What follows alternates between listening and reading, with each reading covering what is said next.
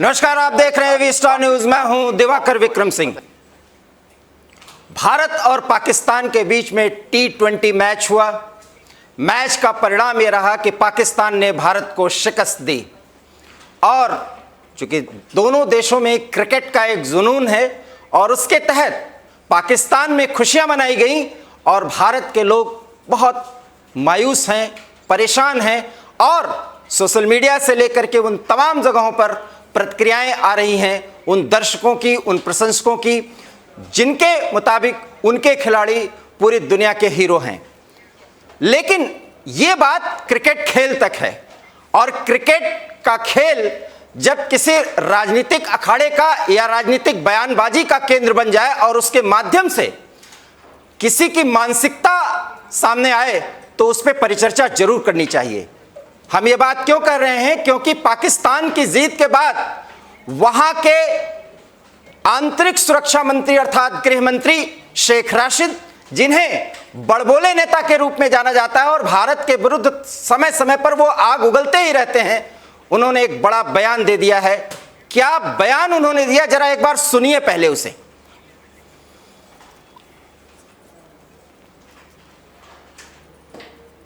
मैं आज सारी पाकिस्तान की कौम को इस फतेह अजीम पर मुबारकबाद पेश करता हूं और जिस जुर्रत, वलवले, तनतने, दबदबे और बहादुरी से पाकिस्तान की टीम ने अपने रवायती हरीफ को शिकस्त दी है, उसको मैं सलाम पेश करता हूं। और आज सारे आलमे इस्लाम में पाकिस्तान ने अपनी सलाहियतों का लोहा मनाया है। मुझे अफसोस है कि ये पहला हिंदुस्तान पाकिस्तान मैच है जो मैं कौमी जिम्मेदारियों की वजह से ग्राउंड में नहीं खेल सका, लेकिन मैं तमाम ट्रैफिक को इस्लामाबाद, रावलपिंडी हदायत की है कि कंटेनर हटा दिए जाएं ताकि कौम अपने जश्न को तारीखी तरीके से मनाए और पाकिस्तान की टीम को, पाकिस्तान की कौम को मुबारक हो। आज हमारा फाइनल था, हमारा फाइनल आज ही था और दुनिया के मुसलमान समेत हिंदुस्तान के मुसलमानों के उनके जज्बात पाकिस्तानी टीम के साथ थे। सारी आलम इस्लाम को फतेह मुबारक हो। पाकिस्तान जिंदाबाद, इस्लाम जिंदाबाद। मैं आज सारी पाकिस्तान तो सुना आपने पाकिस्तान के गृह मंत्री का यह बयान, जिसमें क्रिकेट में मिली जीत को वो इस्लाम की जीत बता रहे हैं। दुनिया के तमाम देश जहां मुसलमान रहते हैं उनकी जीत बता रहे हैं, जिसमें भारत के मुसलमानों की हमदर्दी पाकिस्तान के प्रति है, ये भी वो बता रहे हैं। कोई ऐसे बयान उन्होंने नहीं दिया है, बहुत समझबूझ करके दिया है। यही बात है कि जीत और हार क्रिकेट की हुई, लेकिन यहां इस्लाम जीतता है और यहां हिंदुत्व की हार दिखाई जाती है। किसके द्वारा? किसी देश के गृह मंत्री के द्वारा, जो वहां के सेना की ब्रीफिंग लेता है, ISI की लेता है और इमरान खान को ब्रीफ करता है, जो बयान वो देता है। ये बयान यूं ही उन्होंने नहीं दिया। इस बयान के मायने क्या हैं, इस पर आज हम एक फायर ब्रांड हिंदू नेता से बात करेंगे, यति नरसिम्हानंद, जो इस समय जूना अखाड़ा के महामंडलेश्वर भी बनाए गए हैं। और सबसे पहले महामंडलेश्वर जी, आपका बहुत बहुत स्वागत AV स्टार न्यूज में। क्या जी, हर हर महादेव, हर हर महादेव, हर आप क्या कहना चाहेंगे शेख राशिद ने जो कुछ भी कहा है? देखिए, एक तो मैं हिंदुओं का नेता नहीं हूँ, मैं हिंदुओं का धर्म गुरु हूँ, हिंदुओं का नेता नहीं हूँ जी। मैं हिंदुओं को रास्ता दिखाने वाला हूँ, मैं उनका नेतृत्व करने वाला नहीं हूँ। नेतृत्व और होता है, मैं केवल एक गुरु हूँ। ठीक है। जहाँ तक शेख राशिद का सवाल है, उसने बाल बराबर भी झूठ नहीं बोला है। उसने हर चीज वैसे ही कही है जो सत्य है। ये तो हम हिंदुओं की कायरता है कि हम सत्य को स्वीकार नहीं करना चाहते। हम सत्य को न स्वीकार करते हुए केवल एक कल्पना लोक में जीना चाहते हैं। हमने कुछ झूठी परिकल्पनाएं गढ़ रखी हैं जो जमीन पर हमेशा ही असत्य सिद्ध हुई हैं। आप लोगों को ये याद रखना पड़ेगा, पता नहीं लोग जानते हैं नहीं जानते हैं, इस्लाम का जो मोहब्बत है, जिसे वो पैगंबर कहते हैं, वो उन्हें बताकर गया है कि होली वार ऑफ इस्लाम, जिहाद को कहते हैं होली वार ऑफ इस्लाम। अगर जमीन पर भी नहीं चल रही है तो वो मोमिन के दिमाग में चलनी चाहिए। तो ये इस्लाम का व्यक्ति जो भी कुछ कर रहा है वो जिहाद के अंतर्गत करता है पूरे जीवन में। जिहाद का अर्थ है काफिरों को कत्ल करना, उनकी औरतों को लूट लेना, उनकी संपत्ति पर कब्जा कर लेना, ये है इस्लाम का जिहाद। इस्लाम जो है और कुछ भी नहीं है। Islam is a organized gang of criminals, ये अपराधियों का एक गिरोह है। तो शेख राशिद ने कुछ भी गलत नहीं कहा। हजारों साल से मुसलमानों की आजीविका केवल दूसरों की हत्या करना, उनकी औरतों को कब्जाना और उनकी संपत्ति पर कब्जा कर लेना, यही रही है। ये तो कायर हिंदू हैं जो इस बात को स्वीकार नहीं करना चाहते। नहीं करना चाहते मरो, नहीं करना चाहते मरो। और उसने गलत क्या कह दिया? पाकिस्तान जब जीतता है तो भारत का मुसलमान खुश होता है। आप ये कहना चाह रहे हैं, आप ये कहना चाह रहे हैं कि भारत में 30 करोड़ मुसलमान रहते हैं और पाकिस्तान की जीत पर उनको खुशी हुई होगी, यही कहना चाह रहे हैं आप? खुशी हुई होगी नहीं, खुशी होती है। मैं मेरठ में रहा हूं, मेरा बचपन मेरठ में कटा है। ये आप आज की बात कर रहे हैं, हम तो जब की बता रहे हैं जब मेरठ से जब कोई भारत पाकिस्तान का मैच होता था, हिंदू अगर भारत जीत गया और हिंदुओं ने पटाखे छोड़ दिए तो मुसलमान आके मारपीट करते थे, और अगर पाकिस्तान जीता था तो मुसलमान पटाखे फोड़ते थे। ये आप लोग पता नहीं हिंदू रहते किस दुनिया में है, हिंदू क्यों सच को स्वीकार नहीं करना चाहते। अरे कुरान को पढ़ो, मोहम्मद के जीवन को पढ़ो, कुरान बिल्कुल स्पष्ट कहती है मुसलमानों में आंतरिक मतभेद कितने ही हो, चाहे एक दूसरे से कितनी दुश्मनी हो, लेकिन अगर किसी काफिर से वो लड़ रहे हैं तो वो मुसलमान है सारे मिलकर। और काफिर को मारना, काफिर को हराना, उसकी बहन बेटियों से बलात्कार करना, ये उसकी संपत्ति पर कब्जा करना, ये उनका धार्मिक उत्तरदायित्व है। कोई भी मुसलमान इस धार्मिक उत्तरदायित्व से भाग नहीं सकता। यही इस्लाम है, यही इस्लाम की मूल अवधारणा है। लेकिन यहाँ तो भाई भाई का प्रेम और पता नहीं क्या क्या बताया जा रहा है कि दो देशों के बीच बहुत सौहार्द कायम हुआ क्योंकि दोनों कप्तान। भारत के नीच कमीने और नपुंसक नेता, भारत के नीच कमीने और नपुंसक नेता जिन्होंने पाकिस्तान को मोस्ट फेवरेट नेशन का दर्जा दे रखा है, ये यूएनओ में जाके अमेरिका में बैठ के चिल्लाते हैं या पत्रकारों को मूर्ख बनाते हैं कि पाकिस्तान को आतंकवादी देश घोषित करो, और खुद इन्होंने दर्जा दे रखा मोस्ट फेवरेट नेशन का। सबसे पहले तो इन्हें पाकिस्तान के साथ क्रिकेट मैच खेलना ही नहीं था। हमारे इतने लोग पाकिस्तान आतंकवाद में मारे जा रहे हैं, सैनिक मारे जा रहे हैं, वहां से आकर आतंकवादी हमारे निर्दोष लोगों को मार रहे हैं, और ये पाकिस्तान के साथ संबंध कायम करे हुए हैं। इन्हें डूब के मर जाना चाहिए चुल्लू भर पानी में, लेकिन ये मरेंगे नहीं क्योंकि शराब इन्हें है ही नहीं। और भैया ये सब सीडीओ में फंसे हुए लोग हैं, सीडीओ में फंसे हुए लोग। सीडी समझ रहे हो ना, कैसी सीडीओ में? बिल्कुल। पाकिस्तान की जासूस औरतों ने जो डायन घूम रही है ना, फिसकन्याएं, इन्होंने भारत के बड़े बड़े नौकरशाहों को, बड़े बड़े नेताओं को अपने कब्जे में ले रखा है। तो भैया ये कुछ नहीं होने वाला, आप लोग बेकार। ये अगर भारत के अंदर स्वाभिमान होता, हिंदुओं में स्वाभिमान होता, तो हिंदू अपने नेताओं से पूछते कि क्या क्रिकेट के गेंद की बॉल शहीदों के खून से ज्यादा अच्छी है? यति जी, या लोग रोज एक गंभीर सवाल है कि आप कहते हैं ठीक है, शेख राशिद की जो बात है वो एक हिंदू होने के नाते, पत्रकार होने के अतिरिक्त एक हिंदू होने के नाते मुझे बुरी लगी, और ये लगा कि किस तरह से इस व्यक्ति ने भारत में एक बार फिर बहुत ही ज्यादा आतंक फैलाने की कोशिश की है सिर्फ अपने बयान से। क्योंकि उस व्यक्ति ने वो किया है कि वहां पर कोई प्रतिक्रिया हो और हिंदूवादी शक्तियां फिर अटैकिंग मोड में आए, लड़ाई झगड़ा हो और एक बार फिर भारत का नाम। हिंदूवादी शक्ति, अरे भैया कौन सी हिंदूवादी शक्ति? कोई हिंदूवादी शक्ति नहीं है। हिंदुओं के पास कोई शक्ति नहीं है, हिंदुओं के घर में बच्चे नहीं है, शक्ति केवल मुसलमानों के पास है। यति जी, हिंदू केवल पुलिस के और आर्मी के भरोसे बैठा हुआ है, और पुलिस मुसलमानों से लड़ते टाइम अपने जूते और हथियार छोड़ के भागती है। आर्मी वाले रोज कश्मीर में पिटते हैं। कौन सी शक्ति है हिंदूवादी? मुझे बताओ ना, इस देश में कौन सी हिंदूवादी शक्ति है? इस देश में कोई हिंदूवादी शक्ति नहीं है। होना क्या चाहिए? इस देश में केवल होना क्या चाहिए? होना ये चाहिए कि हिंदुओं को अपने नेताओं पर दबाव बनाना चाहिए कि अगर पाकिस्तान का कोई नेता ये बकवास करता है तो पाकिस्तान से सारे संबंध खत्म करो, आतंकवादी देश घोषित करो, शत्रु देश घोषित करो। और यहाँ के मुसलमान अगर खुशी मना रहे हैं तो उनका मुंह हिंदू समाज को तोड़ना चाहिए, उनका मुंह हिंदू समाज को तोड़ना चाहिए। इसके लिए पुलिस प्रशासन की तरफ नहीं देखना चाहिए। एक सवाल करना चाहूंगा यति जी। यति जी, सीमापुरी में पटाखे चले हैं जीत के बाद पाकिस्तान के, अब आप जाइए, लड़िए। हाँ तो ये तो नहीं, मैं तो लड़ लूंगा। मैं जहां हूं यहाँ भी 95% है मुसलमान, यहाँ केवल 5% हिंदू है जहां मैं बैठा हूँ। और केवल सीमा में पटाखे चले, मेरठ में पटाखे चले, मसूरी में पटाखे चले, देश के हर कोने में पटाखे चल रहे हैं। तो मैं सीमापुरी करने जाऊं, मैं यही ना लड़ लूं। लेकिन मुझे तो पुलिस, क्या पुलिस, आपकी पुलिस, हिंदुओं की पुलिस, हिंदूवादी सरकार की पुलिस गुंडा एक्ट में अंदर डालने के लिए तैयार बैठी हुई है, केवल इसलिए कि मैं सच बोल रहा हूँ। हिंदू का जो हो रहा है ना, वो अकल्पनीय है, कोई हिंदू सोच भी नहीं सकता। आज ही हमारे यहाँ अखबारों में खबर आई है कि गाजियाबाद पुलिस मुझ पर गुंडा एक्ट जी, और आपके गिरफ्तारी की भी तैयारी हो रही है।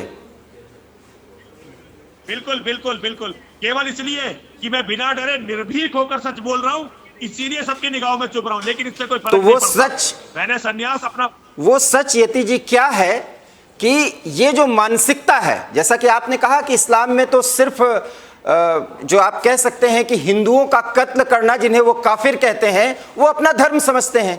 और इसी को भड़काने के लिए शेख राशिद ने बोला, आपके मुताबिक शेख राशिद ने कुछ नहीं भड़काने के लिए नहीं, उसने भड़काने के लिए बिल्कुल नहीं बोला। उसने जो बोला सच बोला। आपको भड़काऊ लग रहा है, ये आपकी प्रॉब्लम है, शेख राशिद की प्रॉब्लम ये नहीं है। आप लोग नहीं, हम तो स्वीकार कर रहे हैं, तभी तो आपसे चर्चा कर रहे हैं। हम तो स्वीकार कर रहे हैं। शेख राशिद ने बाल बराबर, सुनिए इसीलिए तो कह रहा हूं आपसे, सुनिए मेरी बात। शेख राशिद ने बाल बराबर भी झूठ नहीं बोला। शेख राशिद ने जो कहा है, देखिए, भारत के अंदर एक मुसलमान जब रोटी बनाता है ढाबे पर तो उस रोटी में थूक देता है। भारत के अंदर एक मुसलमान डॉक्टर जब एक हिंदू महिला को दवाई देता है तो उसमें ऐसी दवाई दे देता है कि उसको गर्भ ना ठहर सके।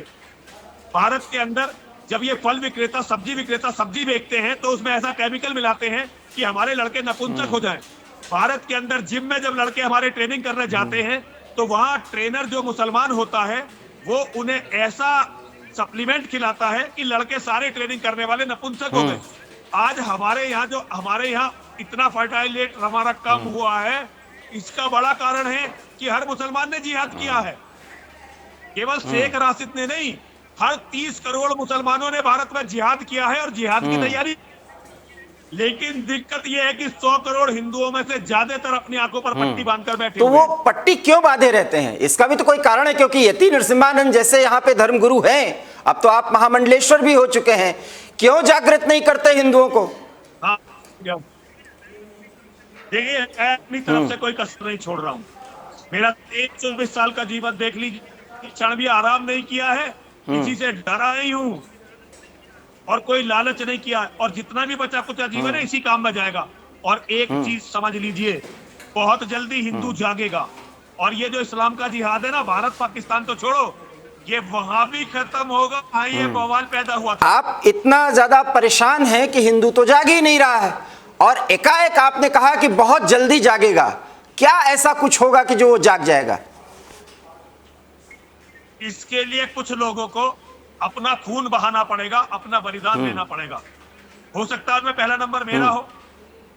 मैं ये कह रहा हूं कि मैं ये बात कह रहा हूं कि ये बात तो अब कश्मीर तक पहुंचनी चाहिए ना, क्योंकि 15 लाख से अधिक जो है वो हिंदू वहां से पलायन कर चुके हैं, उनको बसाने की कोशिश की जा रही है, तो कश्मीर फिर से जलाया जा रहा है।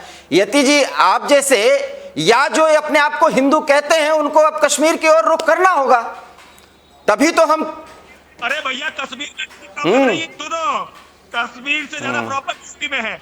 मैं जहाँ रहता हूँ यहाँ रोज बलात्कार होते हैं, रोज हत्याएं होती हैं। यहाँ पर जहाँ मैं रहता हूँ, आपको कश्मीर क्यों दिखाई देता है? कश्मीर में नहीं, यहाँ भी देखो, पश्चिमी उत्तर प्रदेश को देखो, असम को देखो, बिहार को देखो, यति जी थोड़ी एक बात व्यवहारिक होनी चाहिए कि अगर इस देश में 30 करोड़ मुसलमान हैं और वो हमारे देश के नागरिक हैं, ये और बात है कि उनकी सोच क्या है आपके नजरिए से, बिल्कुल सही बात है, इसे कुछ हद तक माना भी जा सकता है। सवाल यह है कि अगर वो यहां रहें तो भारत और भारतीयता के साथ रहें। आप कहते हैं कि वो बदलेंगे जब हिंदू जागेगा, अब आप कहते हैं कि हिंदू कभी जागेगा नहीं, फिर आप कहते हैं कि एकाएक हिंदू न सिर्फ भारत में जागेगा बल्कि पूरी दुनिया में जागेगा। वो कौन सी ऐसी स्थिति होगी जब पूरी दुनिया में हिंदू जाग जाएगा? देखिए, ये बहुत बड़े सवाल है और आज इसके लिए सही नहीं है। मैं धीरे धीरे आपको हम लोग बात करते रहेंगे। लेकिन हिंदू तब जागेगा। हिंदुओं को सुलाया किसने? हिंदुओं को सुलाया घटिया नेताओं ने और झूठे उन धर्म प्रचारकों ने जो भगवान श्री कृष्ण तक का चरित्र हनन करते रहे। आज इन चीजों को सुधारना पड़ेगा। हिंदू बहुत जल्दी जागने वाला। मैंने कभी नहीं कहा हिंदू जागेगा नहीं।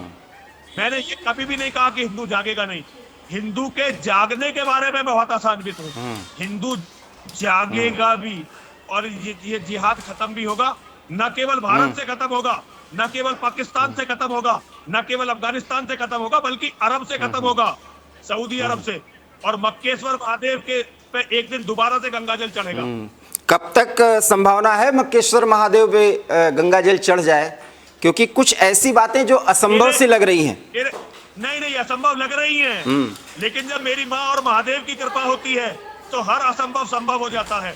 माँ और महादेव की कृपा होगी, मेरे शेर ऐसा दिन लाएंगे। हो सकता है मेरे जीवन में ना आए, लेकिन दिवाकर जी आपके जीवन में ये दिन आए, ऐसी मेरी माँ और महादेव से प्रार्थना है।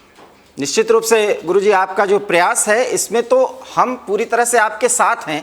सवाल ये है कि जिस तरह से शेख राशिद के बयान को हमने इतना गैर जिम्मेदाराना माना और इतना लड़ाने भिड़ाने वाला माना कि उस व्यक्ति को मैं राजनीति में एक भी कदम आगे बढ़ाने वाले नेता के रूप में नहीं देखता हूं। और साथ ही साथ ये भी देखता हूं कि जो आप कह रहे हैं कि बहुत सोचे समझे रणनीति से वो वही बात कहा है जो दिल की बात है और जो सच है।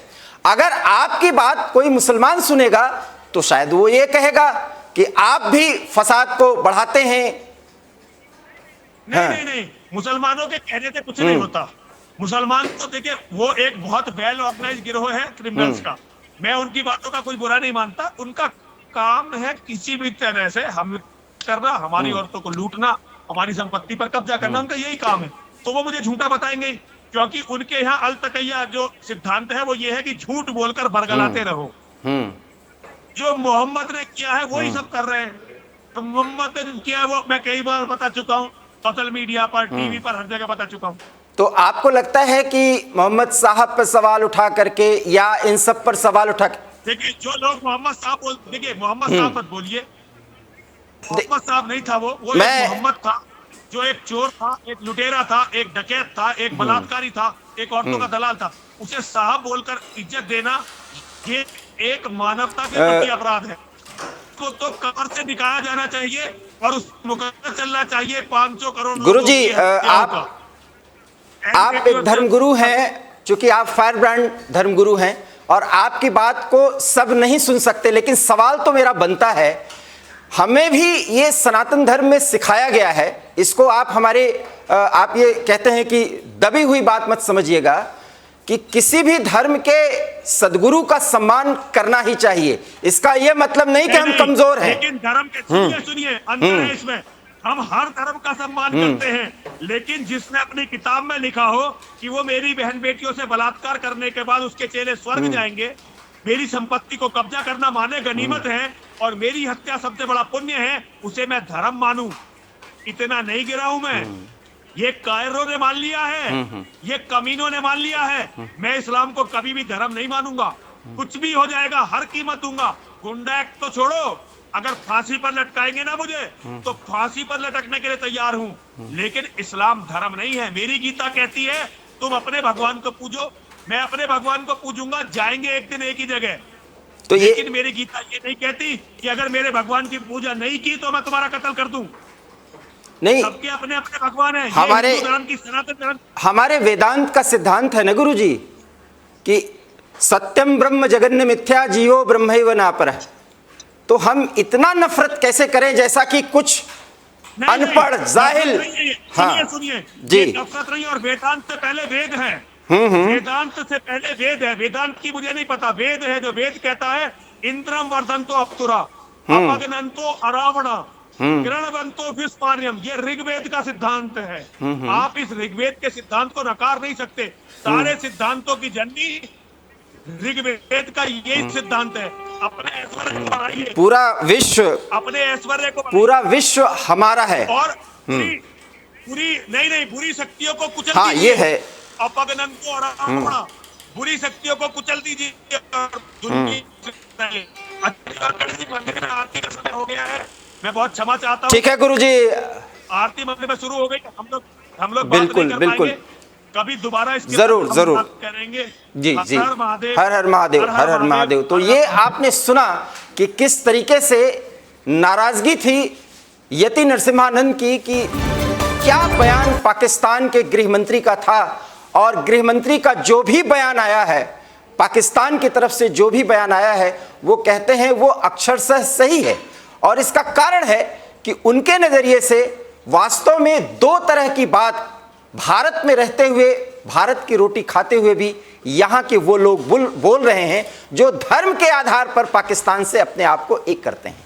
आप समझ गए होंगे मेरा इशारा किस तरफ है। और इस तरह की बातें करके शेख राशिद यही वो कुछ क्रिया और प्रतिक्रिया भारत में कराने की कोशिश कर रहे हैं, और इसी के तहत क्रिकेट के बहाने ही सही उन्होंने अपना फ्रस्ट्रेशन निकालने की कोशिश की और ये दिखाने की कोशिश की कि वो भारत से अव्वल हैं, 20 हैं। ये तो वक्त बताएगा कि भारत ज़्यादा मजबूत है या पाकिस्तान, लेकिन शेख राशिद की जो मानसिकता है, हम यति नरसिम्हानंद के जो विचार हैं उससे सहमत हो सकते हैं। हाँ, यति के वो विचार जो सभी मुसलमानों के संदर्भ में हैं, उसे मानने में कुछ समय लगेगा, लेकिन यति का दावा है कि आप लोग मानते नहीं, एक समय आएगा जब आपको सच मानना ही होगा, और उसी दिन इस देश से अनर्गल जिहाद का जो ये कंसेप्ट चल रहा है वो खत्म होगा, और यहाँ पर किसी भी धर्म का कोई मानने वाला हो बहुत सुख और चैन से रहेगा। समस्या कहीं और है, उसे समझना ही होगा, चाहे हिंदू हो या मुसलमान, क्योंकि सच को बोलने में अब बहुत लोग गुरेज नहीं कर रहे हैं। एबी स्टार न्यूज में इतना ही। देश और दुनिया की तमाम बड़ी खबरों के लिए देखते रहिए एबी स्टार न्यूज, क्योंकि यहां खबरों का सिलसिला कभी नहीं रुकता। नमस्कार।